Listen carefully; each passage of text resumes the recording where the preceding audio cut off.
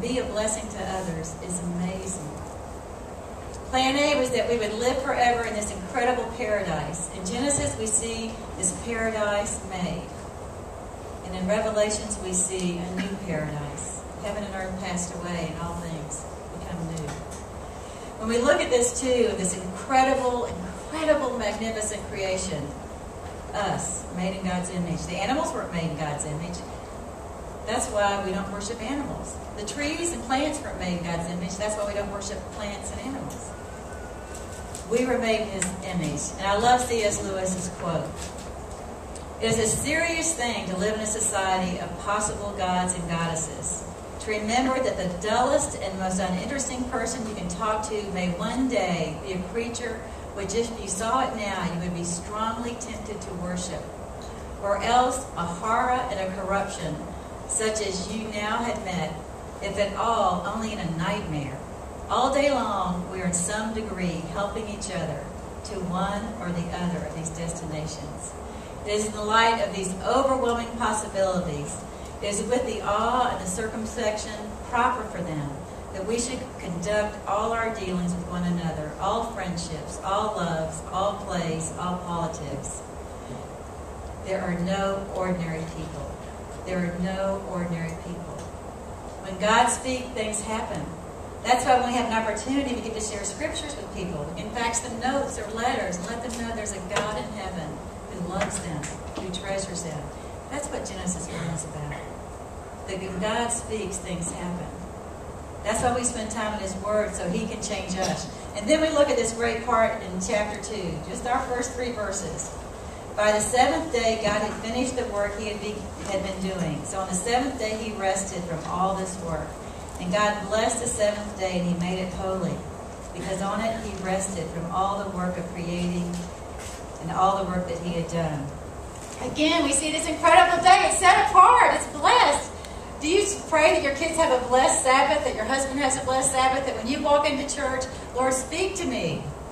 Sometimes we've been at places where we haven't been able to go to church, and we'll just have a little home church and read some scriptures. But God set aside that day because He made us, and He knew that we need a rhythm of life.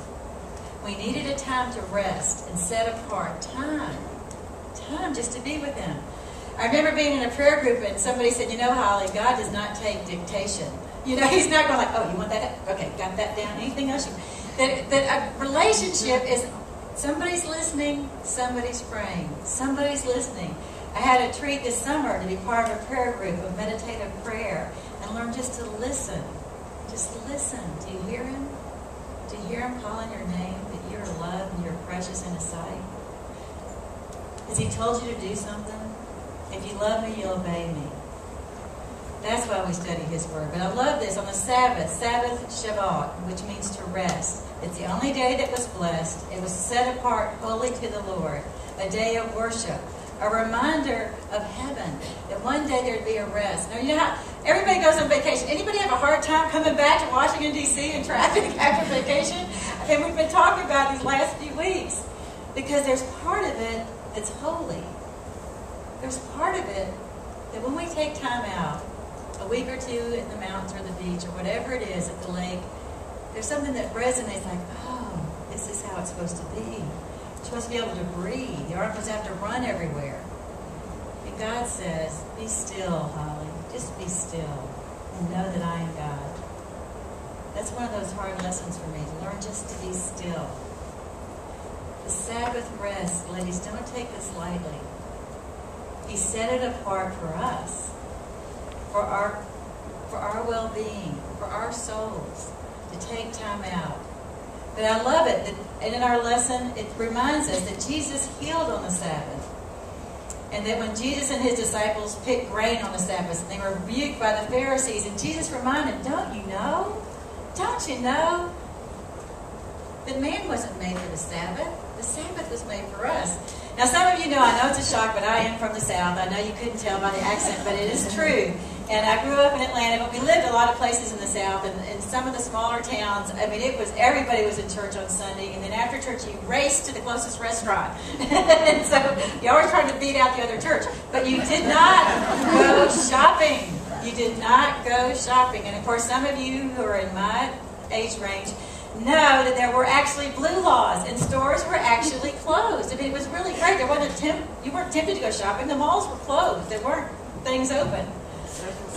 But, I know that's a shock. I know that happened. But at any rate, what happened to me is because being the people pleaser I am and never wanting to appear not being spiritual or following the rules, if I was in the grocery store on a Sunday, I would say, ox in a ditch, because in Deuteronomy, you could work on Sunday if your ox was in a ditch. So I just felt like that would cover a multitude, and they would just possibly know that I had company or something had happened that was unexpected. And so, therefore, I was free to do that. So I didn't ox in a ditch. So if I happen to say that to you at Safeway or Giant, just know where I'm coming from. Because old traditions die hard. But what does God say? What does He say to us over and over? And this is why His Word is so important to know. It says the eyes of the Lord, they're going to and fro throughout the whole earth. They're going to and fro throughout this whole room to see whose heart is devoted solely to Him, that He might strengthen them. See, we can fool each other, but we can't fool God. God didn't come into community room C and see who's got the cutest outfit, who's got the best jewelry.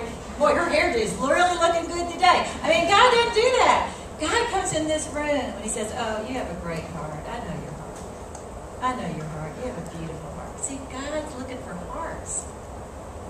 He's not looking on the outside. And that's so hard for us. It's something we need to remind our children. You got a great heart. I love you. You just have the best heart. You're so generous. That's what God's looking for. That's what our lessons are reminding us, that we are created in His image. The image of a God who was an incredible creator, whose glory is all around us. You know, I don't mind a good debate every now and then, and I know that there's sometimes you just have to say what you have to say. But ladies, nobody can debate a changed life. God's ability and power to change our lives is amazing. Listen to this. The Bible's life-transforming message is what Dr. Harry Ironside was all about. A man in San Francisco was very aggravated at Dr. Ironside, and he challenged him to debate because he was quite a famous agnostic. So he said, come on, let's have a debate. Agnosticism versus Christianity. Dr. Ironside agreed on one condition. It was so smart. Remember this. He agreed on one condition, that the agnostic must provide evidence that agnosticism was beneficial enough to defend. So therefore, he had to bring at least one man who had been a down and outer. He could be a drunkard or criminal, anything. And one woman who had been trapped in a degraded life, and show that both of these people had been rescued from their degradation by becoming an agnostic. Through embracing the philosophy of agnosticism, they had become better people and more productive people. So Dr. Ironside himself brought 100 men and women to the debate who had been gloriously rescued through believing the gospel, and the agnostic was ridiculed. He withdrew his challenge.